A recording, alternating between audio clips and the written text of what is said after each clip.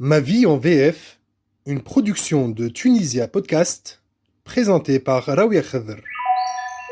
En décembre 2021, la Tunisie accueillera le 18e sommet de la francophonie organisé par l'OIF, l'Organisation internationale de la francophonie, qui regroupe 88 États et gouvernements membres, dont la Tunisie. Encore plus intéressant, 4 pères fondateurs sont derrière la mise en place de cette francophonie institutionnelle. Léopold Sédar Senghor, Amani Diori, Prince Norodom Sihanouk et Habib Bourguiba. Ce podcast est l'occasion pour nous de faire un focus sur une langue qui réunit à ce jour plus de 300 millions de citoyens dans le monde et de nous poser les bonnes questions quant à l'évolution du rapport du tunisien à la langue française. Artistes, entrepreneurs, sportifs, journalistes, économistes et bien d'autres personnalités publiques ont accepté de nous livrer, à travers leur vécu et leurs témoignages, la vision qui porte sur la francophonie d'aujourd'hui. Bonjour et bienvenue sur Ma vie en VF.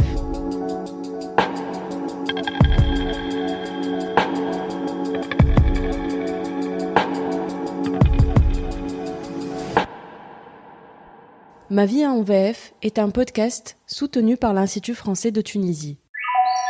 Décembre 2014, l'Abadira, premier hôtel de luxe tunisien labellisé Leading Hotels, ouvre officiellement ses portes. Derrière ce projet d'envergure se cache une femme à poignée, Mouneh Alen Ibn Halima. Chef d'entreprise et directrice d'hôtel, la femme d'affaires ne se définit pas uniquement en tant que telle.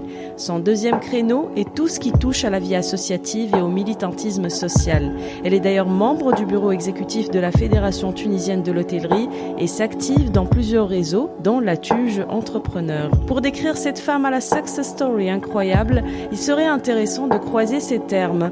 Ouverture sur le monde, voyage, culture, start-up, management, affaires et ce dans un même champ lexical. Et dans ouverture sur le monde et voyage, les langues prennent la place qu'ils méritent. Pour Mouneh, c'est dès la petite enfance que tout se joue. Alors, je suis née en 72 en Tunisie et dans un milieu où on switchait avec beaucoup de facilité de l'arabe au français, du français à l'arabe. J'ai été dans le système de l'éducation tunisienne depuis la maternelle, en fait. J'étais dans une école privée jusqu'au niveau de ce qu'on appelle le CM2 en France, donc la 6e année primaire chez nous. Et ensuite, j'ai intégré le collège et le lycée public tunisien, où j'ai eu mon bac en 90, donc la place... Le bac des champions. Parce qu'à l'époque, c'était difficile. Oui, mon année à moi, il y avait 11% de réussite à la première session et c'est monté à 30% avec le rattrapage, la session de contrôle. Donc effectivement, il y avait chaque année à peine 30% des candidats au bac qui avaient leur bac. Donc c'était effectivement le précieux sésame pour aller vers l'université. C'est une époque où la langue française avait toute sa place en Tunisie, où au niveau de l'éducation nationale publique, elle était enseignée de manière tout à fait naturelle et les matières se partageaient entre les matières qui étaient enseignées en langue française, principalement les matières scientifiques, et la langue, bien sûr, et les matières littéraires étaient plutôt enseignées en langue arabe, ainsi que l'éducation civique à l'époque. Et il y avait franchement pas de déséquilibre particulier. Puis est venue une réforme qui a changé cet équilibre des langues dans l'enseignement tunisien. Dans les années 90 ? Dans les fin des années 80, et qui a défavorisé les générations qui nous ont suivis, malheureusement, qui ont eu beaucoup moins d'enseignement en langue française. Et ça les a privés de cette ouverture sur le monde francophone. Et ça les a presque exclusivement renfermés dans la langue arabe et cette ouverture uniquement sur les pays de langue arabe. Et c'est un peu dommage, on en voit les résultats maintenant, avec une génération qui arrive à l'âge de vouloir accéder au marché de l'emploi et qui est extrêmement pénalisée par l'absence de maîtrise de cette langue française, parce que le milieu des affaires continue à parler français.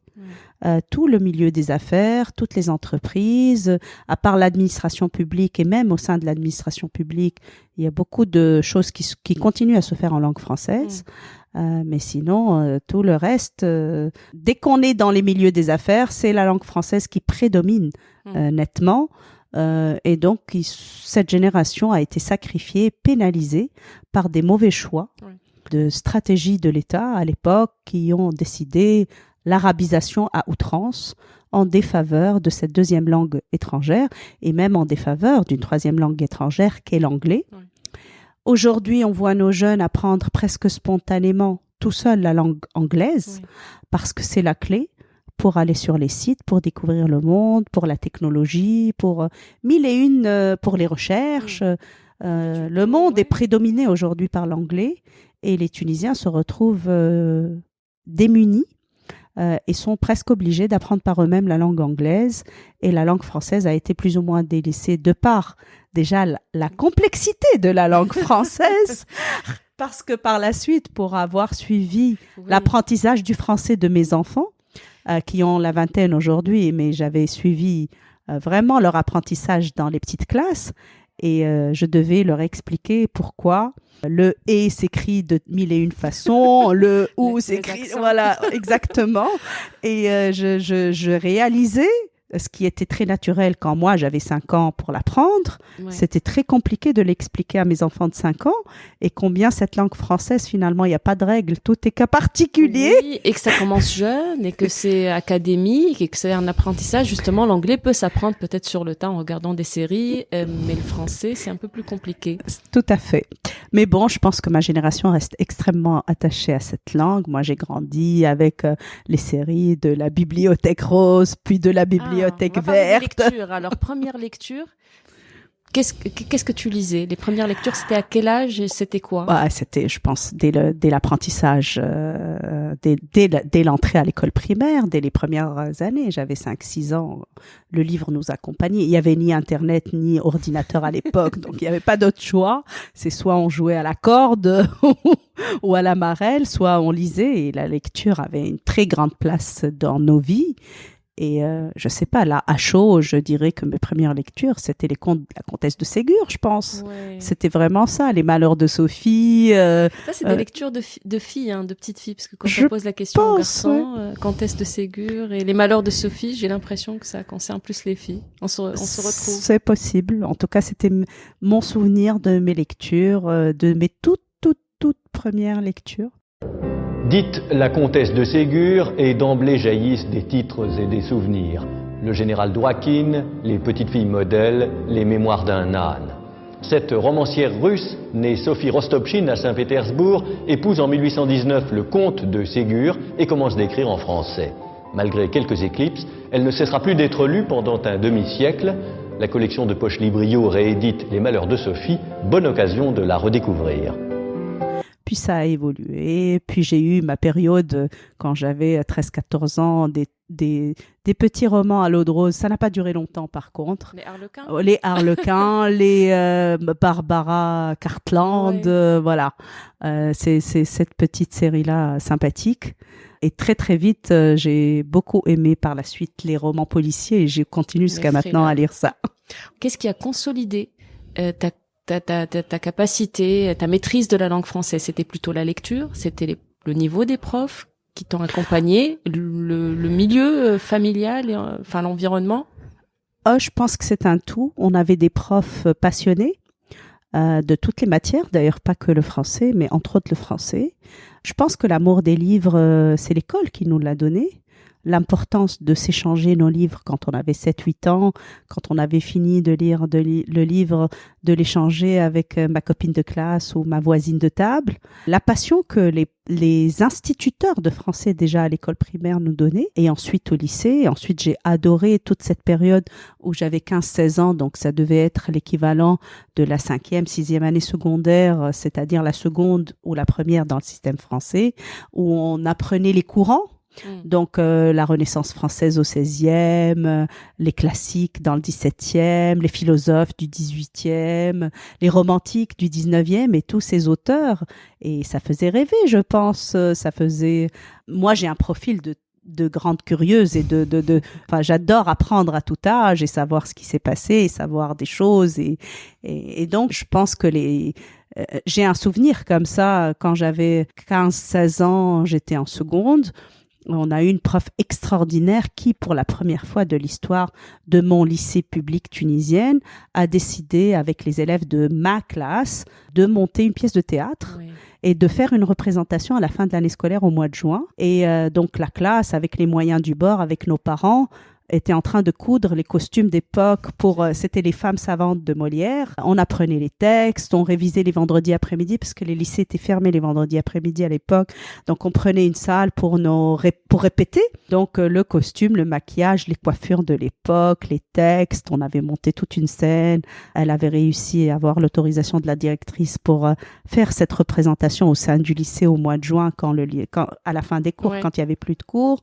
Et c'était vraiment un pari audacieux. Elle s'est retrouvée avec beaucoup d'entraves administratives. Comment, c'est quelle responsabilité. On est arrivé au bout de cela finalement.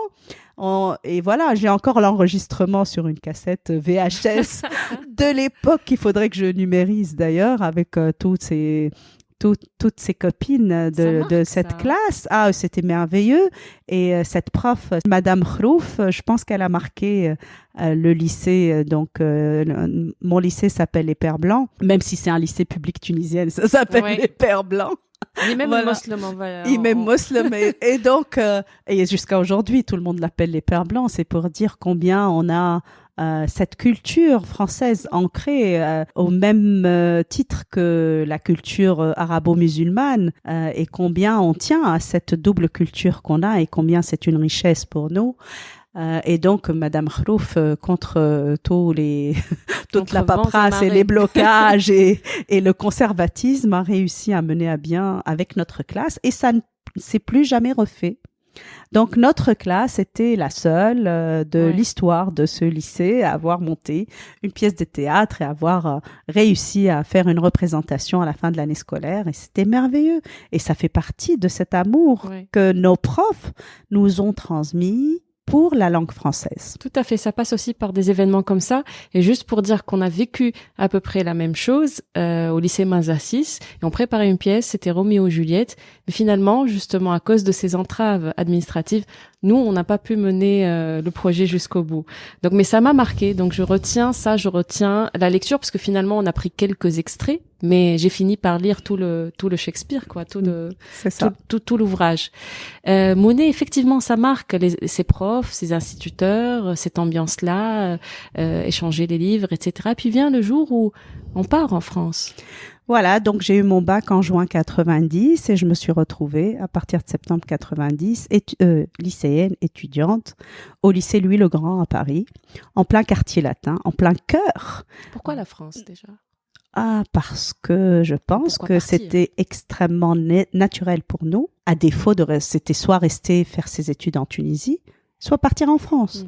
Les gens qui partaient ailleurs qu'en France, on les comptait sur les doigts d'une main ou de deux mains. C'était pas du tout la direction naturelle des Tunisiens d'aller ailleurs qu'en France. Donc cet attachement vers cette culture que nous a laissé la colonisation. Aujourd'hui, on a pris du recul, on est conscient du côté négatif de la colonisation, mais on capitalise aussi sur le côté positif. Et un des côtés positifs, c'est cette double culture avec laquelle on est né et qu'on n'a aucune raison de rejeter. Au contraire, elle enrichit l'ouverture de toute la Tunisie et de tous les Tunisiens sur le monde. Chaque langue supplémentaire qu'on apprend, j'ai ensuite appris l'anglais, j'ai ensuite appris l'espagnol, et ces langues, c'est une clé quand on va dans plein de pays et qu'on trouve des facilités dans plein de pays. Donc, autant prendre tout ce qui est positif et avancer. En profiter. Et donc, je me suis retrouvée, voilà, en plein quartier latin. Le lycée Louis-le-Grand est en face de la Sorbonne. C'est vraiment le temple, le kilomètre carré le plus étudiant et le plus ancré dans l'apprentissage, notamment du français, de de toute la France. Et j'ai eu beaucoup de chance d'être dans ce quartier et je pense que les Tunisiens à l'époque qui arrivaient en France, à Paris ou ailleurs, mais en France, avaient énormément de facilité à s'intégrer.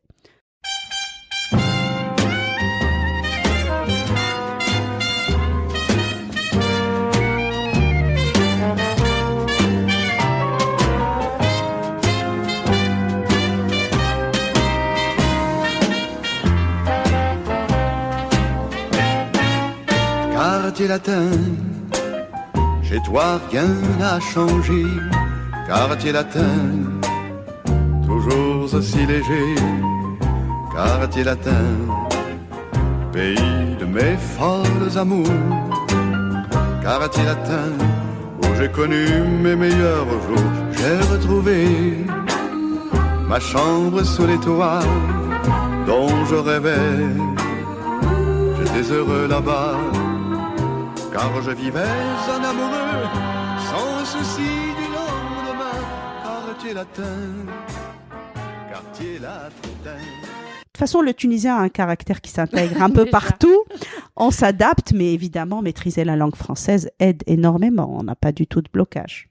Donc, les études se passent plutôt bien, avec les copains français aussi? Aussi, oui, les copains de partout dans le monde. De toute façon, Paris est cosmopolite, francophone, mais cosmopolite. Donc, on avait des Libanais avec nous, on avait, je me souviens même des Italiens, on avait des Mexicains qui parlaient français, on avait, il y a beaucoup, bien sûr, d'Africains francophones, Nord-Africains et Africains subsahariens. Et donc, voilà, ça a fait beaucoup de mélanges très sympathiques avec qui, d'ailleurs, j'entretiens jusqu'à ce jour, 30 ans après mes études, encore des liens. Donc, tu n'étais pas du genre à vivre en communauté tunisienne en dehors des cours? Non. Surtout les premières années, au contraire, je me suis même mise comme règle de ne pas me coincer dans cette communauté tunisienne qui est à Paris. Je la voyais de temps en temps, ouais, mais pas du tout exclusivement. Donc, je me suis fait des amis, beaucoup d'amies françaises. Beaucoup de copines continuent à venir me voir en été à Hammamet. Ensuite, on a assisté les unes au mariage des autres, on a vu les naissances des enfants, nos enfants se connaissent. Ouais. Donc voilà, non. Je pense que c'est une chance incroyable de se dire que inconsciemment et avec beaucoup de plaisir, on contribue à établir des ponts entre la France et la Tunisie, sans se forcer et avec des amitiés solides comme ça qui durent sur des années et à la prochaine génération de poursuivre cela. Je suis rentrée en juin 96 avec mon diplôme. Et je me suis installée en Tunisie et j'ai démarré directement dans la vie professionnelle parce que malheureusement, 3 mois après mon retour, j'ai perdu mon père. Et donc, je me suis retrouvée contrainte immédiatement à récupérer l'entreprise familiale et à devenir petite entrepreneur, à la sauvegarder et ensuite à la développer. Et voilà, je suis très heureuse du développement positif qui s'en est suivi par la suite et des multitudes de projets que j'ai pu mener ensuite. Mais voilà, donc c'était un plongeon dans la vie professionnelle plus précoce que ce que je ne pensais. Oui. Mais les équipes qui étaient sur place m'ont énormément aidée. Alors justement, là aujourd'hui, on peut se dire que l'un des plus gros et beaux projets, c'est la Badira, évidemment, mais il y a aussi la reprise du sultan, la renaissance, on va dire, du sultan. Et donc pour tout ça, pour dire que depuis donc 96, ça fait bientôt combien, 20, ça fait 25 ans. 25 ans que Mounet travaille dans l'hôtellerie, et c'est un milieu qui est multiculturel, multilinguistique. Ça se passe comment tu évolues, si tu devais évaluer ces 25 ans, le rapport, que ce soit de la part des employés aux langues, comment ça a évolué, et puis des visiteurs et des Alors avec les années qui passent, je me suis retrouvée confrontée à la réalité du pays où les jeunes qu'on était en train de recruter ne maîtrisaient pas du tout la langue française. C'était quoi le besoin déjà en termes de langue ? Le besoin, c'est le français et l'anglais, c'est évident. Aujourd'hui, on ne peut pas travailler dans le tourisme sans le français d'abord. Et ça, c'est vraiment un message que j'adresse aux jeunes qui disent on n'a pas besoin du français, l'anglais nous suffit. Non, en Tunisie, l'anglais ne suffit pas. S'ils veulent s'expatrier, peut-être dans les pays du Moyen-Orient ou ailleurs, l'anglais pourrait suffire. Mais pour travailler et continuer à travailler et avancer en Tunisie, il faut aussi bien la langue française que la langue anglaise, surtout dans le tourisme. Notre premier marché en Tunisie, c'est le marché français par rapport au marché européen. Et notre premier marché dans l'absolu est le marché local et le marché algérien. Donc, ces 3 premiers marchés qui sont le tourisme local avec les Tunisiens, qui sont le tourisme algérien et le tourisme français, ce n'est pas des marchés où on a besoin de l'anglais. Donc l'anglais, effectivement, est nécessaire, mais le français est primordial pour travailler dans le tourisme en Tunisie. Et je me suis retrouvée confrontée avec des jeunes qui ne maîtrisaient nullement, même pas le minimum pour pouvoir travailler dans l'hôtellerie. Même au début des années 2000? Ah oui. Non, je parle des dernières années. Des dernières années, surtout avec l'ouverture de la Badira qui s'est tout de suite positionné comme produit de luxe où on ne peut pas se permettre d'avoir des personnes qui, en face des clients, qui ne maîtrisaient pas le minimum. Et donc, je me suis entendue avec une grande école de langue en Tunisie, je ne sais pas si je peux, c'est Berlitz. Oui. Donc, on a signé une convention et chaque année, ils venaient pendant la basse saison, entre janvier et avril, donner des cours d'anglais à nos équipes et des cours de français. Carrément. Et donc, on a fait 4 équipes, réception, restauration, spa et étage, pour leur enseigner la langue technique et les expressions les plus courantes et comment s'exprimer de manière la plus facilitée dans le secteur, donc étage, restauration, accueil, réception et spa, en anglais et en français, parce que l'école tunisienne n'a plus joué son rôle d'apprentissage des langues depuis au moins 20 ou 25 ans, ou même 30 ans. Et là, on parle de l'école dès le primaire, pas l'école qui forme les... En tout cas, ceux qui arrivaient avec leur diplôme en poche ne maîtrisaient pas les langues. Tout le monde sait que la facilité d'apprentissage des langues est plus importante au primaire qu'après, et que faire apprendre la langue française quand on a 18 ans et plus, c'est beaucoup plus compliqué que faire apprendre la langue française aux enfants de 5 ans. Et donc, ces enfants et cette génération a été privée de par la dégradation des niveaux, même des instructeurs de langue, des instituteurs de langue. Ou du désintérêt, parfois. On a vu des images affligeantes de profs de français où on captait par des photos le tableau où il y avait plein de fautes de langue qui étaient faites par des soi-disant professeurs de français. Donc voilà, que voulez-vous que ça produise? De l'émission de Semi Bennour, que je salue justement par rapport à ça, où on voyait un prof dans les régions qui avait vraiment un problème, plein de fautes. Non, mais je stigmatise pas les régions. Même à Tunis, vous allez trouver ça. C'est partout. Alors, aujourd'hui, quel est le topo général qu'on peut faire si on reste dans le milieu de l'hôtellerie? C'est quoi les besoins en termes de...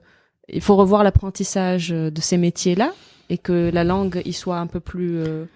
Mais c'est évident, mais c'est pas que pour l'hôtellerie, c'est pour l'avenir de tous nos jeunes.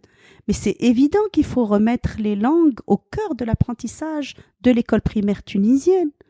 On ne peut pas continuer à priver d'une clé d'ouverture sur le monde, je ne sais combien de générations encore. Pourquoi? On ne peut pas vivre. La Tunisie n'est pas sur la planète Mars, isolée du reste du monde. Et c'est pas avec la langue arabe qu'on va avoir les clés pour accéder au monde, même à travers Internet. C'est vraiment avec une multitude de langues qu'on a la chance de naturellement avoir dans notre culture, qui est donc la langue française, et en plus aujourd'hui la langue anglaise devient incontournable. Donc je ne vois pas pourquoi on a autant baissé le niveau d'apprentissage des langues et baissé l'importance de l'apprentissage des langues à l'école primaire. Une réforme s'impose ? Absolument. pas que pour les langues, mais une Oui, réforme. dans le système éducatif. Absolument. Remettre les basiques qui sont... on a commencé, je pense, dès l'école primaire à introduire des matières dont l'enfant n'a pas forcément besoin à l'âge de 5 ans, qu'on pourrait lui introduire plus tard à 11 ou 12 ans quand il aura un peu plus de maturité. Je parle par exemple de l'éducation civique, même de l'éducation religieuse qui est obligatoire en Tunisie, même de l'histoire, de la géographie. Tout ça, c'est des notions compliquées pour un enfant de 5 ans. De toute façon, tout ce qu'il fait au primaire, il le refait au niveau du collège. Donc, moi, je pense que toutes ces heures devraient plutôt être priorisées sur les langues et le calcul. Et c'est ça qui forge l'esprit logique, c'est ça qui donne la clé de compréhension aux autres matières. Et une fois qu'on a ancré cet apprentissage dans le primaire, qui sont principalement la maîtrise des langues et le calcul, au niveau du collège, on peut ouvrir l'esprit d'un enfant qui a 11 ans pour qu'il puisse poser des questions beaucoup plus à sa portée sur la démocratie, l'éducation civique, l'éducation même routière, tous ces à côté, l'histoire, la géographie. On peut pas donner des notions aussi compliquées à des enfants en bas âge aux dépens de l'apprentissage de base qui est les langues et le calcul. Merci Monet, on finit par ça. Tu lis toujours, j'imagine, même si le côté boulot bouffe beaucoup de temps. Alors, qu'est-ce que tu lis en ce moment? Je suis en train de lire un livre, je suis en train de finir, qu'on m'a offert dernièrement et qui s'appelle « J'ai couru vers le Nil ». L'auteur est très connu, mais j'ai oublié le nom, là, vous me prenez à chaud. En fait, ça retrace un peu les manifestations de la place Tahrir et tous ces jeunes Égyptiens, combien ils ont été contrés par l'armée égyptienne et comment cette soif de démocratie, ils ont suivi l'exemple de la Tunisie, n'a pas abouti malheureusement chez eux et combien les mâchoires de fer se sont refermées sur eux par le putsch militaire et leur aspiration à la liberté, à la démocratie. Alaeddin El-Aswani. Voilà, Alaeddin El-Aswani, un super livre. Ouais. C'est un livre qui recueille des témoignages véridiques sur toutes les atrocités que Sisi, à l'époque, qui était donc commandant en chef des forces armées, a fait subir à ces jeunes manifestants de la place Tahrir avant même qu'ils deviennent présidents et a coupé l'herbe sous les pieds de ces jeunes qui aspiraient à de la liberté. Et plus je suis en train de le finir là, et plus je me dis quelle chance nous avons d'être en Tunisie et d'avoir, malgré tout ce qu'on dit de négatif sur la révolution, mais d'avoir conquis cette liberté, même s'il reste beaucoup de choses encore à finaliser pour dire que la transition démocratique a réussi. Elle est encore en cours. Et ce qui est bien, parce que le livre, donc, est écrit en égyptien d'abord et il est traduit ensuite. Donc, ce qui est intéressant, c'est de se dire finalement, le livre voyage, les idées voyagent. C'est traduit dans les langues qu'on maîtrise et qu'on peut lire. Et en l'occurrence, Alaeddin El-Aswani, on peut le lire en français à travers ce livre, justement, comme L'immeuble yacoubien, comme Chicago et plein de livres encore. Monet, un livre à conseiller pour les parents qui aimeraient pousser les enfants qui ont 6, 7, 8 ans à lire. On revient au basique. Je pense que la bibliothèque rose reste un des incontournables à cet âge-là pour démarrer la lecture. En plus, c'est écrit en gros, il n'y a pas beaucoup de pages pour des enfants et ça les valorise parce qu'ils ont l'impression que comme leurs parents, ils sont en train de lire des vrais livres. Ce n'est plus des petits livres de 8 ou 10 pages. Donc, ça y est, on met ses pieds sur les traces des parents et on prend le chemin de l'apprentissage par la lecture. Merci beaucoup, Monet. Pour la première fois, depuis que j'enregistre, je vais boire le café qu'on m'a préparé, parce que normalement, je prépare le café pour les invités. Donc, merci pour le café, Monet, et à très vite. Merci beaucoup, Raouia. Merci. Yaïchek. Et vive la langue française. Vive toutes les langues. Merci beaucoup, Yaïchek, Monet.